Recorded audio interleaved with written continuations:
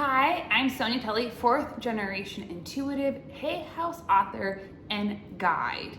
And today we're going to talk about ego. Don't get rid of your ego, train it. Now, why is this so important? Because once you train your ego, you actually redefine your relationship, not only with your ego, but yourself and your spirit. Practicing more self-compassion and allowing yourself to better share your gifts with the world. Who wouldn't like that?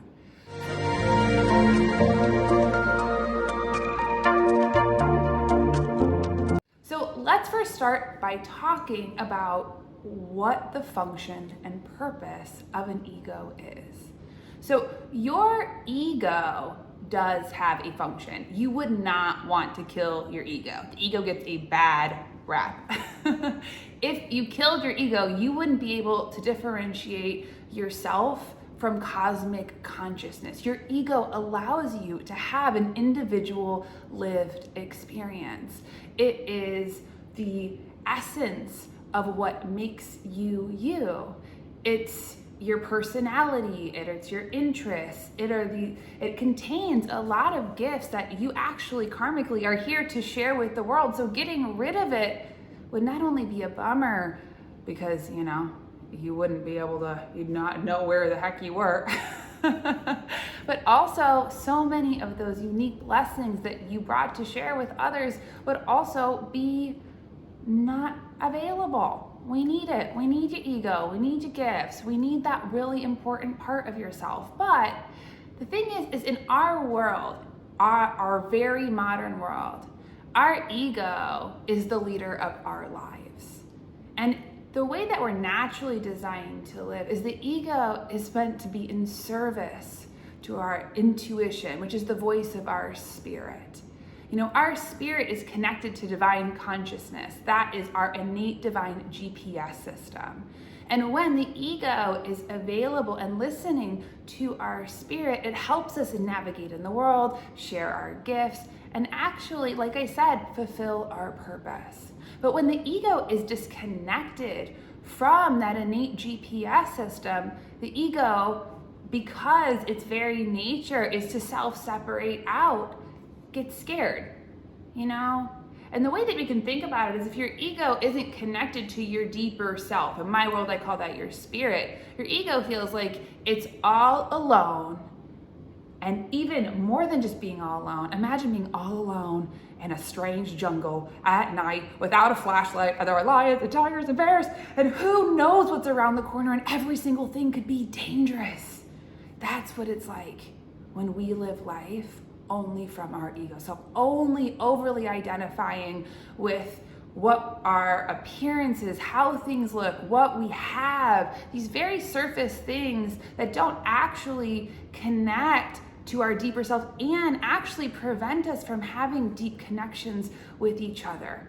We've all had an experience when we've met somebody who's been in ego or ego identified. I remember not 2 years ago, I was at Mardi Gras, and I went to did Mardi Gras, which was so much fun and lovely, and I wound up at this Calypso bar. And I first met this one gentleman because I love to meet people. It's one of the big losses around COVID. But I met this one gentleman, we started chatting, and I was just interested talking, and the first thing he did was whip out his phone.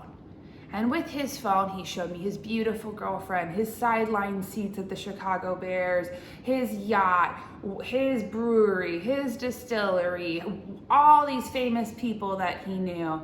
And he wasn't necessarily doing it in consciously. But what he was actually doing, because he was so identified with his ego, and you can always be proud of your accomplishments, fabulous, that's not what I'm saying. But what he was saying with each swipe was, I'm important. Can't you tell that I'm important?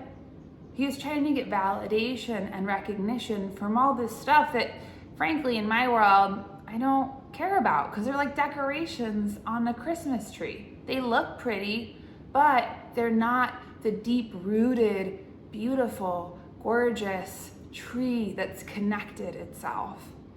And actually, so, thank you, he'd be like, well, hi, y'all. He had a way different experience than I did. And I laughed because it's always so interesting to meet people who navigate in life very differently than I do. And then I met another gentleman. He was an older gentleman in his 60s, and he invited me to dance.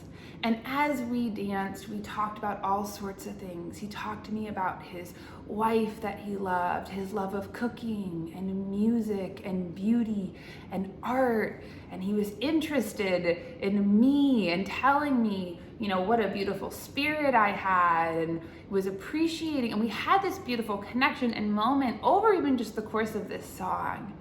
And it was such a difference in vibration. Because for him, in sharing the beautiful things that his self loved, but in being in service to his spirit of using that as a way to connect, what it was a complete energetic difference. What it did is it connected, opened me up to my heart space. We ended with a really big hug at the time, which was okay, and parted ways, wished each other well. And when we don't have our ego that's trained, what happens is we end up putting a wall between ourselves and the world, me against you. It's either me or you. There's not enough. And we can see then the ego's in charge because, no matter what, no matter how spiritual you are, ego comes in. I ask my boyfriend, my little ego, which in my family we call the barking dog, can get out of control at times.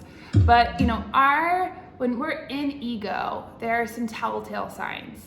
First, we're in right or wrong, all or nothing. 2, ego loves a story. Because the ego is disconnected, if it's not connected to that divine self, what it does is it only sees what's on the surface. And because the ego is trying to protect us, it comes up with stories, and stories from the past. Because that's where it draws its information from. And the stories that it loves to tell are ones where I am all alone. It's like, 1 is the lowliest number. That's the ego. Ego also will say, nobody ever helps me, or it's all me. Or the ego can get withholding and say, I'm not going to share anything. Ego can be very punishing or critical, really critical of ourselves. And we can tell when the ego's really flared up when it gets real critical of other people. You really have a judgment around every single person that you meet and every single thing. That is your ego. That's your little barking dog. But like I said, that's not where the ego's meant to be. If it's the leader, it doesn't do a good job. It's not a good leader. But when it's connected to our spirit, when it's connected to that innate divine GPS, the ego loves to help. It's creative, it's resourceful, it can and shares. So how do you connect your spirit and your ego? Well, there are a few different ways that we can train our ego. Because like I said, your ego is like your pet. You love your pet. You don't shoot your pet. You don't scream at your pet. That's not gonna work. But what we can do is lovingly, gently be aware. And first, these are some of my favorite tools. 1, recognize when you're in your ego. This is a big tool. It can seem so slight, but even the moment that we begin to notice, we create more space to make a choice. And actually even sometimes be like, well, maybe I need something. Maybe it's a timeout. Maybe I'm overwhelmed. What is my ego trying to tell me? Even just noticing starts to change our relationship and give us back our power to decide. Second of all, really pausing, taking a pause. Yesterday I was in a stinky mood and I knew my ego was all over the place and I had to just say, I need a timeout. I needed to just quiet myself. And with that in and of itself helped to change the energy. 3, recognize that your ego isn't your enemy, because it's not. Your ego is trying to protect you with its very limited knowledge. It's like a peephole. And with that, we can start to actually practice compassion. Look at how creative our ego is being. Look at how overwhelmed or scared or even feeling disconnected it is, that is a place of where we can start to practice compassion, not only with ourselves, but with these sweet human parts of us having an individual human experience. Because let's be real, being a human is hard, period. That's just it. And the more that we can practice self-compassion, which in and of itself is a connection to your spirit, the more your ego will come in guns a-blazing, ready to take anything, have the fight, do the thing, will actually start to relax and say, okay, I am safe and connected. Thank you for acknowledging what I'm doing and working so hard, instead of trying to arm wrestle it into submission, because we also know that doesn't work. And when we can notice, pause, acknowledge, then that also means that we don't necessarily have to tune in to the ego chatter, because it does. It chatters all the time, like a little rotisserie chicken on its bed. And from there, that's when we can connect to our spirit. With my favorite tool that I use all the time, every single morning, hand on your heart, hand on your belly, taking a few deep breaths. And that ego chatter will start to quiet. And you'll start to feel that innate divine spark of your spirit that lives inside of you. It's not out here. It's not something you have to try to do. It's not and it's a listening, and it's a slowing, and it's a beautiful place of compassion. And you're recognizing your ego isn't disconnected, that the call is coming from within inside the house, and that you have every single thing that you need, and you don't have to war against yourself. You don't have to try. You don't have to be better. Those are all ego things that really exhaust us. Actually, you can relax. So it's so important to train your ego with so much love, like you would like a little baby puppy, just like the sweetest little puppy in the whole wide world, just looking at you and really wants instruction.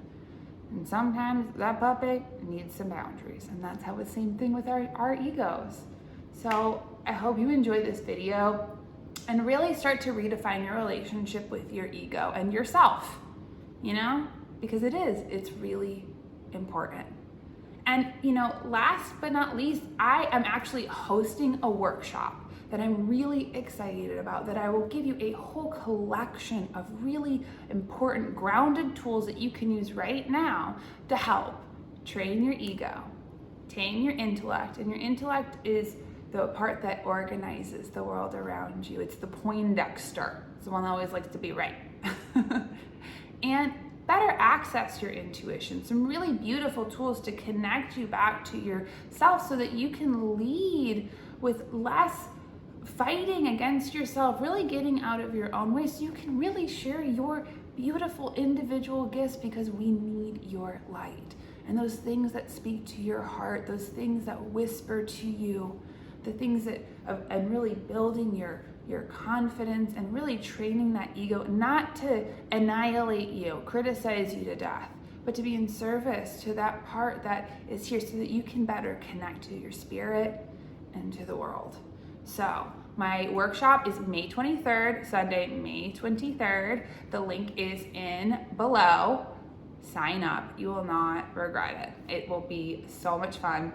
And as always, if you like this video, hit like, subscribe to my channel, and leave me a comment. Not only does it help me, but it also is such a joy to receive your messages. And if this resonates, share it with a friend, because sharing is caring, So I'm sending you all my love.